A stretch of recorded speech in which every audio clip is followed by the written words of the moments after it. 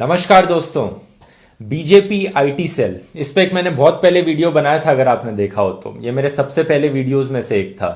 मैंने आपको बताया था कैसे इनकी एक पूरी फेक न्यूज की फैक्ट्री है, देश भर में फैली पड़ी है। हर सोशल मीडिया पे किस तरह से झूठी खबरें और प्रोपेगेंडा फैलाते हैं। फेसबुक पे इनके काफी सारे पेजेस हैं, इंडियन आर्मी का नाम यूज करके या फिर काफी सेलिब्रिटीज का नाम यूज करके। ट्विटर पे अपने पेड ट्रेंड्स चलाते हैं, 30-40 रुपए देकर लोगों को कॉपी पेस्ट करने को बोलते हैं ट्वीट्स को। वेबसाइट्स इनकी ढेर सारी फेक वेबसाइट्स हैं। तो ये सब चीजें मैंने उस वीडियो में बताई थी। मैं रेकमेंड करूंगा पहले आप उस वीडियो को देखिए, अगर आपने देखा नहीं है तो आई बटन पे क्लिक करके आप देख सकते हैं। क्योंकि दोस्तों इस वीडियो में मैं एक ex BJP IT cell member का इंटरव्यू दिखाना चाहूंगा आपको। ये इंसान है महावीर, जो इंटरव्यू देने के लिए मुझसे राजी हो। अब ये आईटी सेल को छोड़ चुके हैं। एक प्रूफ के तौर पे कि ये सही में बीजेपी आईटी सेल के मेंबर थे, महावीर ने कुछ फोटोज शेयर करी थी मेरे साथ, जो मैं आपको दिखाना चाहूंगा। ये सुब्रमण्यम स्वामी के साथ, जनरल वीके सिंह के साथ, और ये मोदी सरकार के माइनॉरिटी अफेयर्स मिनिस्टर के साथ। तो ये बड़े बड़े लीडर्स हैं बीजेपी के, जिससे कि प्रूफ होता है कहीं ना कहीं बीजेपी से रिलेटेड थे। और जैसा कि ये कहते हैं, ये बीजेपी आईटी सेल के मेंबर भी रह चुके हैं। तो इस इंटरव्यू में दोस्तों मैंने इनसे बहुत सारे सवाल पूछे हैं। ये आईटी सेल कैसे काम करता था, कैसे झूठ फैलाता था, और ये बीजेपी आईटी सेल बाकी पार्टीज के आईटी सेल से कैसे फर्क है, और Congress IT cell BJP IT cell में क्या क्या अंतर है। तो थोड़ा सा लंबा इंटरव्यू है दोस्तों, लेकिन जरूर एंड तक देखिए, क्योंकि इसमें ऐसी चीजें बताई गई हैं जो आज से पहले कहीं कहीं पर एक्सपोज नहीं हुई हैं, किसी न्यूज चैनल ने आपको नहीं दिखाई हैं। आइए देखते हैं।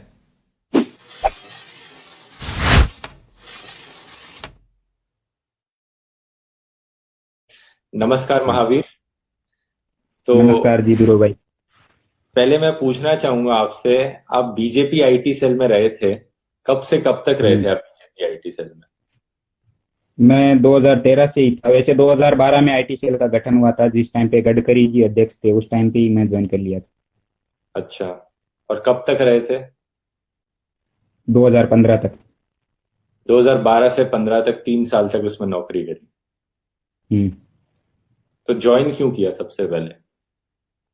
ज्वाइन तो वैसे ही वहाँ पे उन लोगों ने चुन लिया था, जैसे आलोक सोलंकी जी थे वहाँ पे, उन्होंने मुझे लगाया था।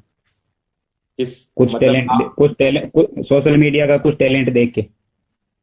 अच्छा, वो चुन चुन के उन्होंने आपको चुना, आपने उनको नहीं वहां पे नहीं, अप्लाई? मैंने नहीं चुना, उन्होंने उन्होंने मुझे चुना। वो चुनते ही है, वो नजर रखते हैं सब जगह। जितने भी वहाँ लोग हैं वो चुने चुने हुए लोग हैं, खुद खुद सुनते हैं। अच्छा, पर कितने लोग काम करते हैं मतलब इस आईटी सेल में? कोई कल्पना नहीं है, 20,000 लोग होंगे सारे स्टेट के मिला के। जिलेवार तहसीलवार सब जगह कर रखी है ना इन्होंने सेट। बड़ी बड़ी कंपनियां भी कर रखी है। अच्छा, पीआर कंपनियां होती है वो भी। लेकिन कुछ एक टॉप की टीम होगी आईटी सेल की, कंपनीज तो बाकी की होती हैं, कुछ इनकी कोर टीम होगी। आप किस ब्रांच में, आपकी पोजीशन क्या थी आईटी सेल में? मेरी पोजीशन जैसे आम मजदूर की होती है वैसे ही थी। मतलब टॉप इसमें इसमें टॉप 150 लोग होते हैं, वो लोग टॉप होते हैं। अच्छा। सुपर 150। आप गूगल पे सर्च कर लीजिएगा, बीजेपी आईटी सेल सुपर 150, उनकी पूरी डिटेल आ जाएगी कौन कौन लोग हैं। अच्छा, तो आप सुपर 150 का पार्ट थे इनके? हाँ, सुपर 150 का पार्ट नहीं, सुपर 150 के बाद में 51वें नंबर पे मैं ही था। 151वें नंबर पे। अच्छा और तो पीछे 50 लोग और भी होते, पीछे 50 लोग और भी होते थे। अच्छा, सुपर 150 के बाद 50 लोग और थे, तो आप उनमें से एक जिसमें थे? मैं भी था। हाँ, उनमें से एक था 50 में से, जिनमें मेरे कई दोस्त अब भी वहाँ लगे हुए हैं। हालांकि 5-7 लोगों ने हमने छोड़ दी। मेरी मेरी पोजीशन पे 50 लोग थे, और उनकी पोजीशन पे वो सुपर 150 लोग थे, जिसमें ये अंकित कुमार गुप्त, अंकित पांडे हुआ, विकास पांडे हुआ, हम्म। एक सुब्रमण्य जी है वो हुआ। ऐसे बहुत सारे लोग हैं। सुपर 150 वो लोग हैं जिनको पीएम से मिलने का मौका मिलता है। आप 2015 की एक न्यूज देखेंगे, क्विंट ने छापी है, Twitter trolls among super 150 invited by PM Modi. 2015 की न्यूज है।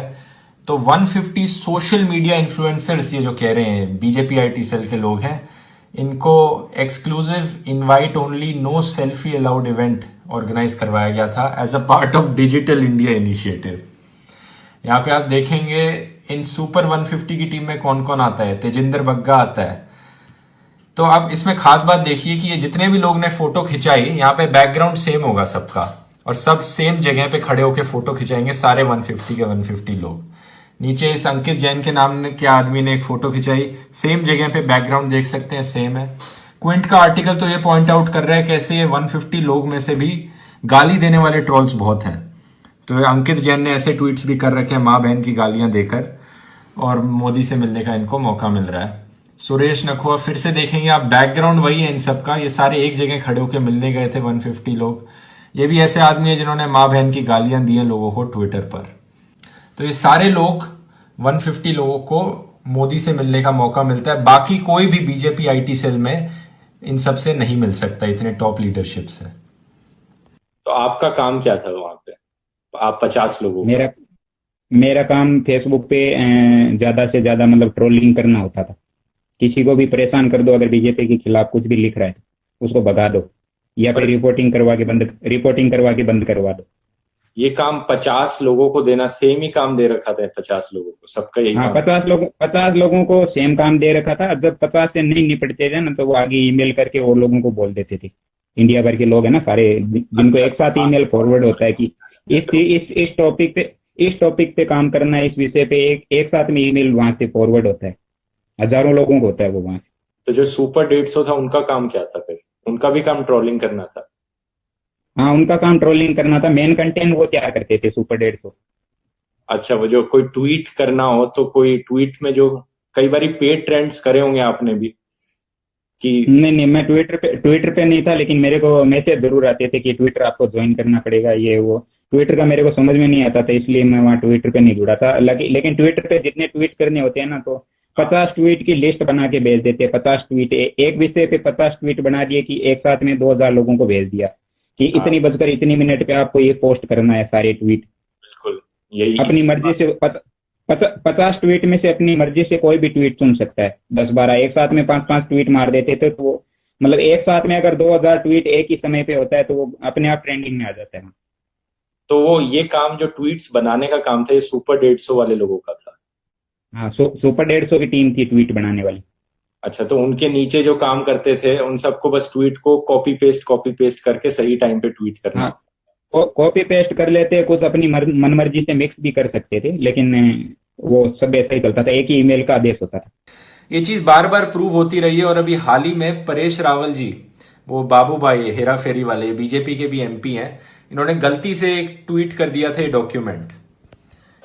बाद में डिलीट जरूर कर दिया था, लेकिन सबको दिख गया था कि ये चीज तो 100% अब होती है। उस दिन का 27 फरवरी को झूठी कांग्रेस ट्रेंड अलर्ट चलाया था, इसमें सैंपल ट्वीट्स लिखे थे इस डॉक्यूमेंट में, और जाहिर सी बात है बाद में ये झूठी कांग्रेस ट्विटर ट्रेंड चलता रहा था। इसमें सैंपल ट्वीट्स, आप ये ट्वीट सर्च करके देखोगे आपको दिख जाएंगे।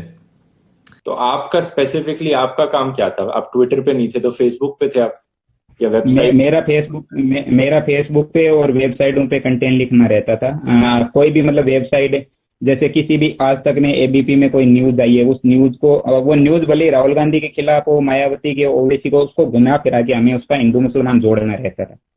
अच्छा, आपको हर जो भी खबर आती है उसका हिंदू मुसलमान उसमें जोड़ना होता था और फिर शेयर करना? मतलब कोई किसी का झगड़ा भी हो गया, जैसा मेरा आपसे किसी लापापती हो गया कहीं, तो भी उसको मैं जानबूझकर मैं अपने आप को दलित बना लूंगा, या फिर अपने आप को हिंदू बना लूंगा या मुसलमान बना लूंगा, उस टाइप की खबर बना देती उसको। और 5-10 बड़ी बड़ी जो है बीजेपी आईटी सेल से चलती है, इंसिस्ट पोस्ट, अपने वो न्यूज अवेयर प्रेस, और एक ये न्यूज ट्रेंड.न्यूज, वायरल इन इंडिया। तो यहाँ पे हम डाल के, नहीं, वेबसाइटें तो वहां से हजारों चलती है जो इंडिया। तो इनकी सबसे टॉप वाली के कुछ नाम आपने बताया, वही थे इनके? न्यूज ट्रेंड.न्यूज बता रहे? न्यूज ट्रेंड.न्यूज इंडिया की टॉप अलेक्सा 20 में आ रही है अभी। अच्छा, तो मतलब उसमें 3 से 3.5 करोड़ विजिटर आ रहे हैं उसमें डेली के, मतलब न्यूज पढ़ने जो हम लिखते थे। तो मुझे तो दोस्तों यकीन नहीं हुआ जब इन्होंने कहा कि 3 से 3.5 करोड़ लोग हर रोज इनकी फेक न्यूज वेबसाइट पे देखने आते हैं। मैंने खुद सर्च किया एलेक्सा पे अमेजोन का टॉप 20 वेबसाइट्स कौन सी होती हैं, और आप भी देख के हैरान हो जाएंगे इस चीज को। ये देखिए, Alexa top websites in India, number 1 पे है Google, YouTube, Google, Facebook, Yahoo, Amazon, Wikipedia और नंबर 10 पे देखिए क्या है, न्यूज ट्रेंड डॉट न्यूज। यानी गूगल, यूट्यूब, इन सब के बाद इन्हीं की फेक न्यूज वेबसाइट ही आती है यहाँ पे। ये वेबसाइट इंडिया टाइम्स, जो कि इंडिया की कोई भी न्यूज वेबसाइट से ऊपर है, ये सोच सकते हो। इंस्टाग्राम से भी ज्यादा लोग इनकी फेक न्यूज वेबसाइट पे आते हैं रोज न्यूज देखने। क्या हालत होगी ऐसे। आप इस पे झूठी खबर छापते थे या कुछ भी ट्विस्ट करके खबर को छाप देते थे इन वेबसाइट्स पे, और फिर फेसबुक पे शेयर करते थे इन्हें। इनको फेसबुक पे शेयर करते थे, व्हाट्सएप पे भी वायरल करवाते थे। जैसे एक एक बंदे के पास वहाँ बीजेपी आईटी सेल में लैपटॉप भी मिला हुआ था और 10-10 मोबाइल मिलते थे, तो 10-10 व्हाट्सएप नंबर होते थे। तो हर व्हाट्सएप पे मतलब एक व्हाट्सएप पे 80-85 से लेके 300 350 तक ग्रुप होते हैं, तो सब में वो लिंक चिपका देते थे, तुरंत वायरल। एक एक बंदे के पास 10-10 फोन थे। 10-10 फोन होते हैं एक एक बंदे के पास। तो 10-10 फोन में हैंडल कैसे करते थे वो? सब में अपना नया व्हाट्सएप, एक अलग अलग नंबर दस व्हाट्सएप। 10 फोन में अलग अलग सिम होती थी, 10 सिम हो गई। और 10 के ऊपर नंबर लिख के रख लेते थे कि 1 number, 2 number, 3 number, 4 number, 5 number, ऐसे मोबाइल स्टिकर चिपकाए रखते थे। ऐसे तो पहचान में नहीं आता ना, सारे एक ही ब्रांड के मोबाइल होते। और फेसबुक पे भी पेजेस होते थे। फेसबुक पे पेज है तो फेसबुक तो पूरी बीजेपी की है ना। आप फेसबुक पे तो कुछ भी नहीं कर सकते आप बीजेपी के खिलाफ में कैंपेनिंग, आपको 2019 में पता चल जाएगा। क्या मतलब है आपका? बीजेपी का फेसबुक पे इतना कब्जा है कि बीजेपी चाहे तो पूरे देश में 1 घंटे के अंदर पूरा सांप्रदायिक माहौल बिगाड़ सकती है। अच्छा, ऐसा क्यों? जितने मार्क जुकरबर्ग के पेज बने हुए हैं, खुद का जितने फेसबुक की जितने अकाउंट बने हुए हैं उनके लगभग उनको उनको छोड़ के 90% तो बीजेपी के फॉलोअर है, किसी भी तरह से अलग अलग नाम से पेजों से हिंदुओं के नाम बना लिए पेज, मुसलमानों के नाम बना लिए, किसी भी महापुरुष के नाम का पेज नहीं छोड़ा। आर्मी के नाम के लगभग 500-600 पेज चल रहे हैं इंडियन आर्मी के नाम से। हम्म। जबकि इंडियन आर्मी का ऑफिशियल वेरीफाइड पेज है, उस पे कम लाइक है, और इनके जो नकली पेज बने हैं उन पे ज्यादा लाइक है। एक पेज पे 20 लाख लाइक, एक पेज पे 25 लाख लाइक। तो ये और आर्मी का पेज प्रोपेगेंडा फैलाने के लिए इस्तेमाल करते हैं इंडियन आर्मी के नाम। हाँ, इंडियन आर्मी के नाम को यूज करते हैं, बाकी हिंदू नाम सबसे ज्यादा यूज करते हैं। तो कौन कौन से ऐसे पेजेस हैं जो इंडियन आर्मी का नाम यूज करते हैं और झूठी खबरें और प्रोपेगेंडा फैलाते हैं? तो मैंने महावीर को बोला कुछ फोटोज दिखाना मुझे इन पेजेस की एग्जाम्पल के तौर पे। और ये फोटोज अब मैं आपको दिखाना चाहूंगा यहाँ पे। ये देखिए, ये इन पेजेस के नाम है। I am with Indian army, 6 lakh like हैं इसके। इंडियन आर्मी फैन क्लब, इसके भी 6 लाख लाइक है। यहाँ पे India supports Indian army, Indian army fans, इस वाले के 21 लाख लाइक हैं। Indian army service before self, India support Indian army, Indian army भारतीय खबर, इन सब के आप लाइक्स देखोगे, इस वाले के 20 लाख लाइक हैं, 2 मिलियन लाइक्स हैं। अनऑफिशियल इंडियन आर्मी, इतने सारे पेजेस बना रखे हैं ये। महावीर ने सारे पेजेस की फोटोज मुझे खींच के दी और इन्होंने कहा ये तो कुछ पेजेस हैं, ऐसे ढेर सारे और पेजेस भी हैं। आप ज्यादातर फेसबुक पे देखते हो ना, किसी आईडी पे जिस बंदे के प्रोफाइल फोटो और कवर फोटो के अलावा कुछ भी नहीं है उसके आईडी में, निजी विचार या कंटेंट कुछ भी नहीं, कोई शेयर नहीं, कुछ भी नहीं, खाली आईडी खड़ी है फेसबुक पे। हाँ। तो वो सारे लोग हायर किए हुए लोग हैं, वो अपनी टाइमलाइन पे कुछ भी नहीं डालते। 30-30 ग्रुप ज्वाइन करते हैं, 30-30 ग्रुपों में जाके वो पोस्टें डालते। अच्छा, और ये पेजेस भी बनाते रहते हैं। इन पेजेस पे इतने सारे लाइक्स कैसे आते हैं? एक दूसरे का क्रॉसिंग शेयर, कॉमन लाइक होते हैं इनके ज्यादातर। आप आईटी सेल वाले मुसलमानों के नाम से पेज बना रखे हैं, कुरान की आयतें चलाते हैं, मक्का मदीना का जो रिकॉर्डेड लाइव करके उसको सॉफ्टवेयरों से लाइव दिखाते हैं अपने पेजों पे कि ये हम मक्का मदीना से लाइव कर रहे हैं। मुसलमान बोले होते हैं वो वहां पे भी अल्लाह अकबर कमेंट करते रहते, जबकि पेज बीजेपी के अंडर में हो। अच्छा। तो आपने भी ऐसे किया था? मेरे तो बहुत सारे मुसलमान दोस्त हैं, उनको पता रहता है कि जब उनकी कुरानों की जो मक्का मस्जिद से सुबह वो जो होती है वो लाइव चलती है, तो वो नीचे हजारों कमेंट रहते हैं, हजारों लाखों कमेंट रहते हैं, तो उस पेज की रीच ऑटोमेटिक 10 लाख 20 लाख मुसलमानों के नाम से पेज बना रखी है लाइक। तो उसमें 5-7 मुसलमानों के आयतों को पोस्ट डालेंगे, उसके बाद में एक छोटी सी बीजेपी को प्रमोट करने के लिए लिंक डालेंगे अपनी वेबसाइट की। तो मुसलमानों को भी बीजेपी प्रमोट करने के लिए डाल देते हैं उनके सामने भी? हाँ। मतलब मुसलमानों के सामने बीजेपी को मतलब एकदम स्वस्थ साफ सुथरी छवि दिखाने के लिए उस हिसाब की लिंक डालते हैं उनके पेज पे। और हाँ। हिंदुओं के सामने मुसलमानों के खतरनाक चेहरे की लिंक डालते हैं। ऐसे सोच समझ के होता है वह काम। ऐसा थोड़े होता है एक लिंक सारे पेजों पे एक साथ में डाल दिया, ऐसा नहीं होता। अलग अलग क्वालिटी के, अलग अलग ट्रेंडिंग के अलग अलग पेज होते हैं।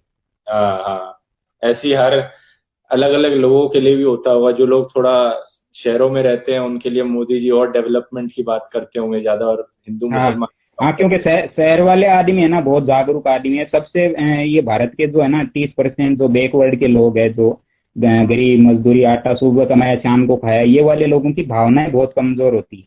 ये हम्म, लोग किसी में भी हमारे गांव में उदाहरण के लिए दे दूं कि नेताजी आ गया कोई भी पार्टी का, उसने अच्छा भाषण दे दिया, सारे वोट उसकी तरफ डाइवर्ट हो जाएंगे। उनको कोई मतलब अच्छा नहीं है कि ये आगे ले जाके हमें किस रेट में बेचेगा, अच्छा। कि ये कैसे भारत को बर्बाद करे। मतलब भारत के लिए आप सोच भी नहीं सकते कि बीजेपी, ठीक है एक नरेंद्र मोदी के हाथ में है अगर देश है तो ठीक है, अगर ये देश योगी के हाथ में होता तो अब तक हवा निकल जाती देश की। वैसे भी हवा तो निकल ही रही है। भारत सोने की चिड़िया आज भी है, कल भी था। सोने की चिड़िया नहीं होता तो आज आज 8,000 का कुछ घोटाला आज भी हुआ है, और पिछले कई महीनों से हो ही रहे, आप देख ही रहे। मतलब क्या आपका कि योगी जी के हाथ में होता तो इससे भी बदतर हालत होती मोदी से? योगी जी के चेले खतरनाक है ना थोड़े। योगी जी के, मोदी जी के जो समर्थक है वो असली समर्थक है। आप भी हो सकते हैं, मैं भी हो सकता हूँ, हम वोटर है। वोटर का सवाल करने का अधिकार होता है। लेकिन मोदी जी काम करना चाहते हैं। नीचे की बीजेपी जो है ना वो मोदी जी को हटाने के लिए लगी हुई है। नीचे की बीजेपी मोदी जी को हटाना चाहती है? योगी जी को आगे करना है ना उनको। मिशन 2024 योगी जी का है। मिशन 2024 योगी जी की तैयारी कर रहे हैं, क्योंकि मोदी जी 2019 में इनसे तो हटने वाले नहीं। हाँ। अच्छा। ये कब?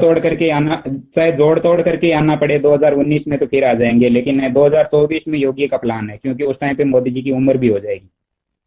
तो कब से इनका प्लान है कि मोदी को हटा के योगी को लाया जाए? कब से इन्होंने 2015 ये 16? 2013 से ही प्लानिंग थी। ये तो गलती से मोदी जी को मजबूरी से लेना पड़ा था, क्योंकि पीआर कंपनियों को टेंडर हो चुका था। बाहर बाहर की कंपनियों को भी टेंडर दिया गया था ना मोदी जी का फेस बनाने के लिए। मेड इन चाइना कंपनियों को दिया गया था। जो हम्म। ट्रंप की आईटी सेल थी, वही मोदी जी की आईटी सेल थी। अच्छा इंटरनेशनल इंटरनेशनल प्रचार पे। अच्छा। तो आप कह रहे हो ये कि मोदी जी को हटाने का काम, और मोदी जी को ये दे दिया तो मजबूरी हो गई, तो पीछे कौन है इन सबके जो मोदी इनके जी को? इन इनके इन इनके पीछे तो सबको पता है, आरएसएस के अलावा कोई नहीं हो सकता। आरएसएस ही है इनके पीछे। तो उनका मकसद है 2025 में मनुस्मृति का कानून लागू करना। अभी आपने थोड़े दिन पहले एक मंत्री का बयान नहीं सुना था कि हम संविधान बदल देंगे? संविधान बदल देंगे, हाँ हाँ। ये संकेत है आपको और पूरे देश को कि हम संविधान बदलेंगे, भारत में मनुस्मृति ही लागू की जाएगी। और भारत जो 1818 से पहले जी रहा था उसी स्थिति में चला जाएगा भारत। तो वही व्यवस्थाएं, वर्ण व्यवस्थाएं, जातिवाद व्यवस्थाएं जो 1818 से पहले थी वो की वो लागू हो जाएगी। हम्म। अच्छा, कुछ इसके बारे में बताइए। जो जब फेक पोस्ट करते थे आप, तो किस तरह से उसको जातिवाद के बीच में, हर देश में जो भी कुछ होता था उस इंसिडेंट को ऐसे दिखा देते थे कि हिंदू मुसलमान हो गया यहाँ पे। जो भी ऑपोजिशन पॉलिटिशियन है उसको मुस्लिम सिंपैथाइजर दिखा देते थे, और जातिवाद हाँ के बीच अच्छा में। अच्छा अच्छा। हाँ हाँ, जातिवाद से तो इनका वोट बनता है ना कि हम हिंदू मुसलमान ज्यादा करेंगे तो हिंदू डरेंगे मुसलमानों से। हाँ जबकि हाँ। ऐसा कुछ है नहीं है, ऐसा कुछ है नहीं। फिर भी ऐसा माहौल हो जाएगा कि ये मुसलमान तो भाई आतंकवादी है, इतने खराब है, खतरनाक है, इनकी संख्या बढ़ जाएगी, जनसंख्या तो ये हमें खा जाएंगे, बर्बाद कर देंगे। ऐसा बार बार दिमाग में डाला जाएगा। एक बार, दो बार, 5 बार, 10 बार, 100 बार। तो हम्म। कोई भी आदमी उसको लास्ट में मानना ही पड़ेगा कि हाँ भाई हो सकता है, ऐसा सच है। तो आप भी यही काम करते थे एक बारी, तो आप भी मानते थे उस वक्त ये होता है? नहीं, मैं तो मानता नहीं था। मैं खुद, मैं पड़ोसी, मेरे घर के पड़ोसी भी मुसलमान है, तो मुझे फोन भी बुक करते थे कि महावीर यार इतना उल्टा सीधा तू लिख रहा है, तो हम्म इसे तुझे मिल क्या रहा है? तो मैं बोला भाई आपको पता है रोजी रोटी का सवाल है? तो वो बोलते कि रोजी रोटी का सवाल है तो हम आपको कुछ भी नहीं बोलेंगे, हमें अच्छी तरह से पता है। मेरे गांव में मुसलमानों को भी लोग बोलते थे भड़काने के लिए कि देखो ये तुम्हारे खिलाफ लिख रहा है, ये कर दो वो कर दो। फिर भी वो बोलते थे इसका रोजी रोटी का सवाल है, हमें अच्छी तरह से पता है, ऐसा कुछ है ही नहीं देश में। अच्छा, तो मतलब ज्यादातर आपको लगता है कि ज्यादातर लोगों के देश में जो बीजेपी आईटी सेल में एम्प्लॉयड है उनकी मजबूरी है, मतलब वो बेरोजगार है और उनको काम मजबूरी है करना। ना, बेरोजगार। मैं वहां गया बेरोजगारी की वजह से, और अब भी मेरे पास खेती बाड़ी का काम है। लेकिन थोड़ा बहुत मेरा शादी हो गया था तो जो पैसे वैसे की जरूरत भी पड़ी तो उस वजह से जाना पड़ा। मुझे अब जरूरत ही नहीं है। अब मुझे एक दवाने की जरूरत नहीं। खेत में अच्छा। अनाज हो रहा है, ठीका ठीक हो रहा है, लोन बैंक से लोन का कर्जा मिला हुआ है। और हम राजस्थान में अभी ये असहयोग आंदोलन चला रखा है, बैंक का कर्जा देंगे ही नहीं, हम क्या कर लेंगे? बड़े लोगों का पहले लो बाद में हमारा ले लो। हम्म। तो जब आपने 2015 में ये नौकरी छोड़ी, इसके पीछे यही कारण था कि तब आपको अपना नया। गांव वालों ने बुला लिया था, घर वालों ने बुला लिया था कि बहुत हो गई तुम्हारा, हम बहुत देख रहे हैं इंटरनेट पे, कोई टपका के चला जाएगा, तुम्हारा खुद का चेहरा आगे करके तू काम कर रहा था। बाकी लोग चेहरा आगे करके काम नहीं करते थे, मेरी गलती ये थी कि मैं मेरा फेस भी साथ में कर रहा था। अच्छा, तो छोड़ी क्यों फिर? मतलब मेन कारण क्या था बीजेपी आईटी सेल से छोड़ने का? तो कोई भी दंगा फसाद या कुछ भी होता है ना, झंडा उठाने का टेंडर सिर्फ नीचे जो कम्युनिटी किसान वर्ग के होते हैं उनको रखते हैं। दलित हुआ, जाट हुआ, कोई हमारे राजस्थान में मेघवाड़ हुए, तो छोटे जो गरीब मुसलमान है उनको हुए, वही मरते हैं इस दंगे फसाद में। कोई भी पूंजीपति नहीं मरता, किसी तोगड़िया का, किसी साध्वी सरस्वती का, किसी मोहन भागवत के परिवार का कोई नहीं मरता। इनके लोग विदेशों में, कैलिफोर्निया में और आपके विदेशों में सारी अंग्रेजी यूनिवर्सिटियों में पढ़ते हैं और हमें संस्कृत की किताबें पकड़ा पकड़ा के निकल गए।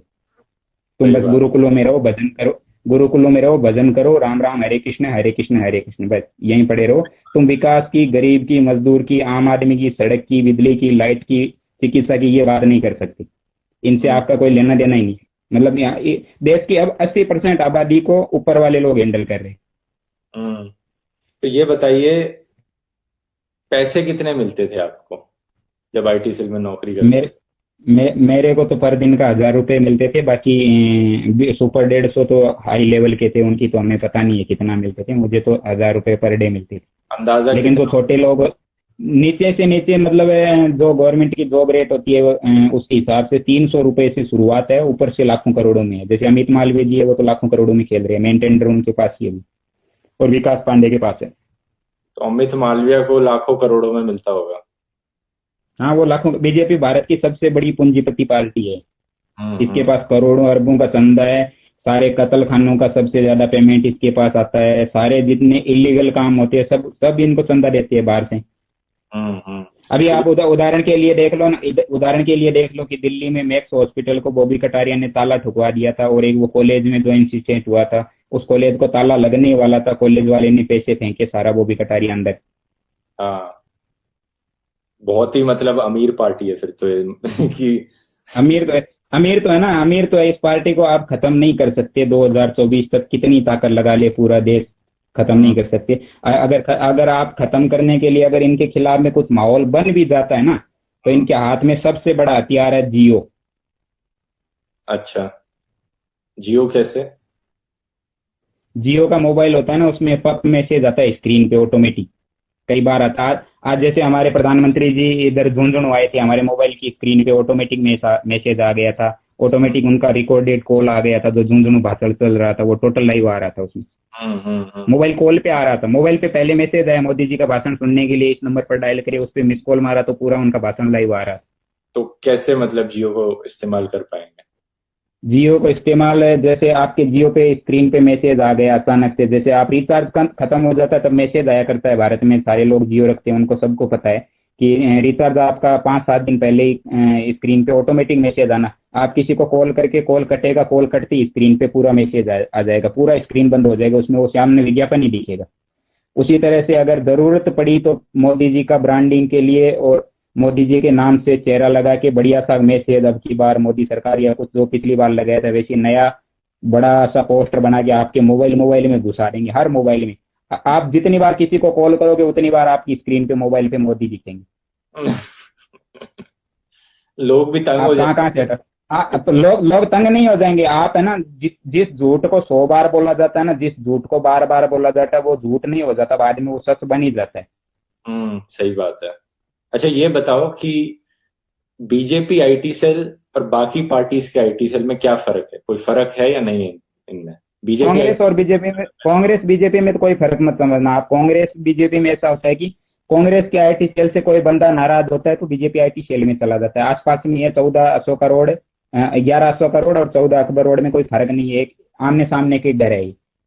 कांग्रेस आईटी सेल मुसलमानों को डरा के वोट ले लेती है कि तुम्हें हिंदू खत्म कर देंगे, हमें ले लो, और दलितों को भी डरा देती है कि तुम्हें ये ऊपर की लोग, राजपूत ब्राह्मण जाट खत्म कर देंगे, ऐसे डराते हैं उन लोगों को। अच्छा, पर एक ज्यादा नफरत फैलाता है दूसरे से, ऐसा है क्या? हाँ, मतलब कांग्रेस वाले इतना जरूर मानते हैं कि कांग्रेस कम नफरत फैलाती है बीजेपी के मुताबिक।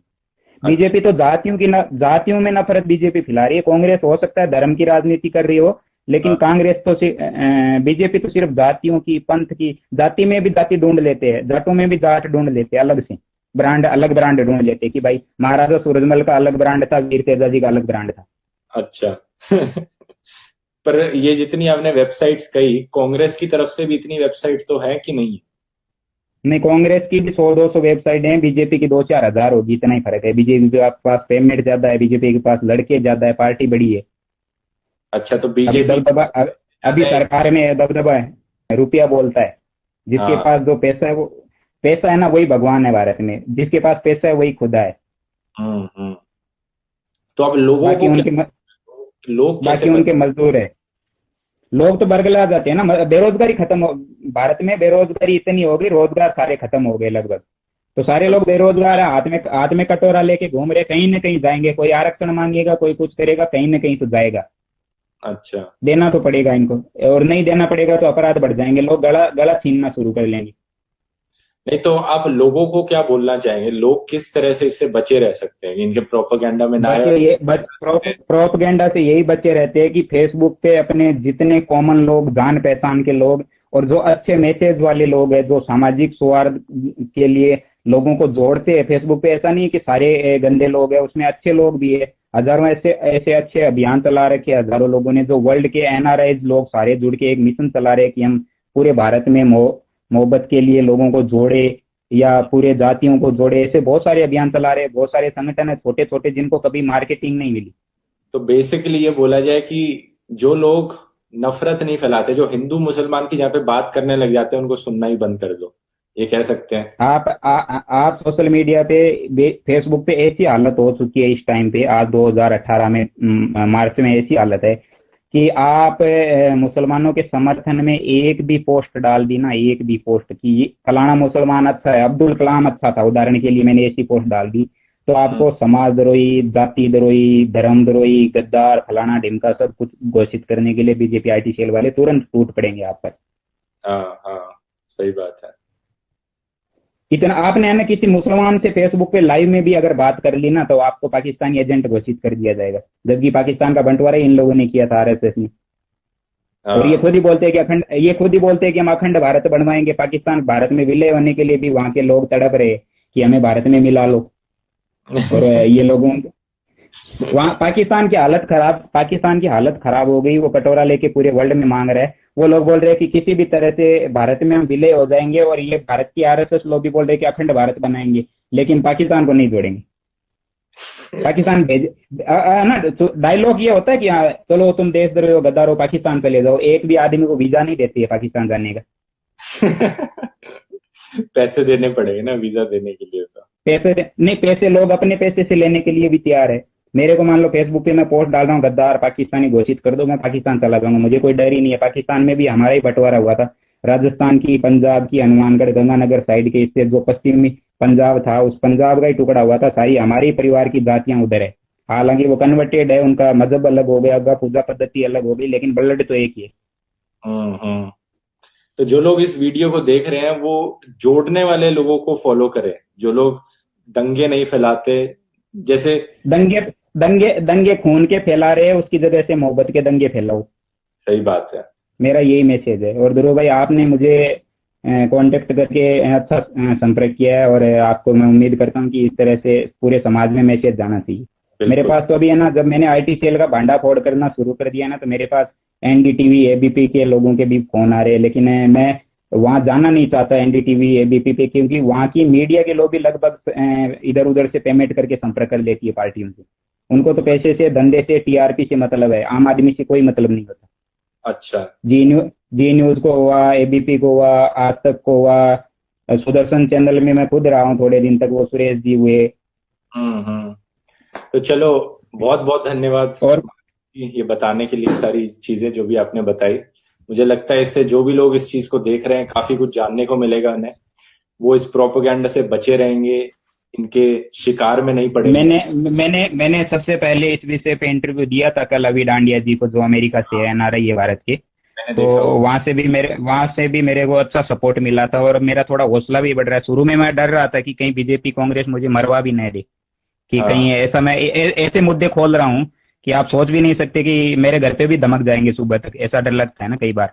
हाँ सही बात है। लेकिन अब इतने लोग आपको पब्लिसाइज कर रहे हैं, अगर वो ऐसा करने की हिम्मत भी नहीं करेंगे मुझे तो लगता है। नहीं, हिम्मत का तो आप छोड़ दीजिए, श्यामा प्रसाद मुखर्जी जैसे लोगों को और वो पीछे गोपीनाथ मुंडे जैसे लोगों को ठिकाने लगा सकते हैं, तो मैं कौन सी बड़ी चीज हूँ। फिर भी चलिए, बहुत बहुत धन्यवाद जुड़ने के लिए।